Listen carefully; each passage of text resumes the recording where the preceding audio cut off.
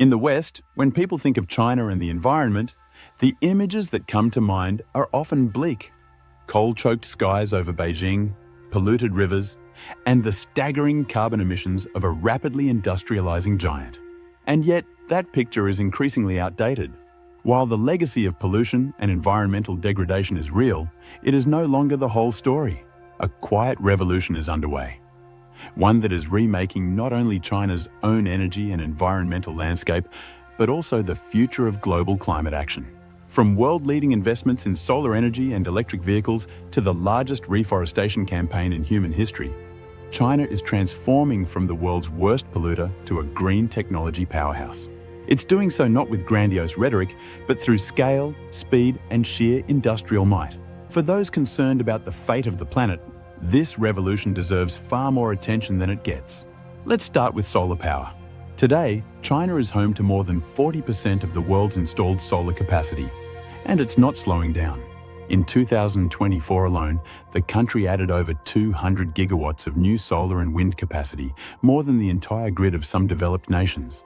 It also manufactures more than 80% of the world's solar panels, dominating every step of the supply chain, from polysilicon refining to panel assembly. This dominance didn't happen overnight. It is the result of a long-term, coordinated industrial policy that combined subsidies, land grants, export incentives, and relentless cost-cutting. While Western governments debated market-based mechanisms and carbon taxes, China focused on building, and it built faster and cheaper than anyone else. The result is that solar energy is now the cheapest form of electricity in history, thanks in large part to Chinese innovation and economies of scale. The implications are global. Countries from India to Brazil now have access to affordable, scalable green energy because China made it so. China's electric vehicle, EV sector, is another underappreciated triumph. In 2024, over 9 million EVs were sold in China, more than the rest of the world combined. BYD, a once obscure Chinese automaker, has surpassed Tesla in global EV sales. And dozens of domestic startups, backed by both state and private capital, are churning out sleek, affordable electric cars that appeal not just to Chinese consumers, but increasingly to international buyers. What's driving this boom? Again, it's not ideology, but strategy. The Chinese government offers generous subsidies for EV buyers, invests heavily in charging infrastructure, and imposes quotas on automakers to encourage cleaner fleets. Local governments compete to attract battery and car manufacturing facilities, and innovation is turbocharged by intense domestic competition. Just as China leapfrogged landline phones by going straight to mobile, it is leapfrogging internal combustion engines and dragging the global auto industry with it. While China's technological transformation grabs headlines, a quieter environmental effort is taking place in its vast hinterlands. Over the past 2 decades, China has embarked on the most ambitious reforestation effort in human history. Through a series of national programs, including the Green Great Wall Project, China has planted billions of trees, transforming deserts into forests and reviving degraded ecosystems. By 2024, forest cover in China had reached nearly 24%, up from 12% in the 1980s. Satellite imagery confirms the greening of large swathes of land in northern and western provinces, once thought to be irreparably barren.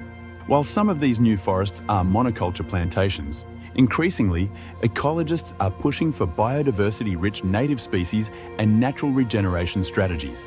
These reforestation efforts not only sequester carbon, but also reduce soil erosion, restore watersheds, and support rural economies. In a world desperate for scalable climate solutions, China's Green Belt is a model that deserves replication and adaptation elsewhere.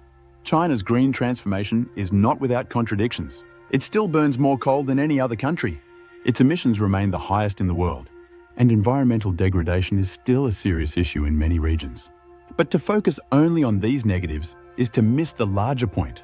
China is pivoting decisively and strategically toward a low-carbon future and pulling the global economy with it. As Europe struggles to meet its green targets and the United States flips environmental policy with each election cycle, China is doing what it does best: executing a long-term plan at scale.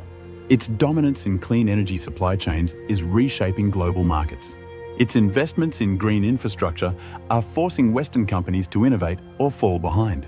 And its ability to deploy solutions at breathtaking speed is changing the global tempo of climate action.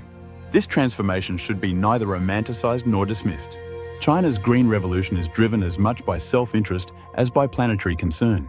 Clean energy reduces dependence on foreign oil, curbs urban pollution that threatens public health, and gives China an edge in the next industrial age. But that doesn't make it any less important or any less impressive. Western policymakers should take note, not with defensiveness, but with humility.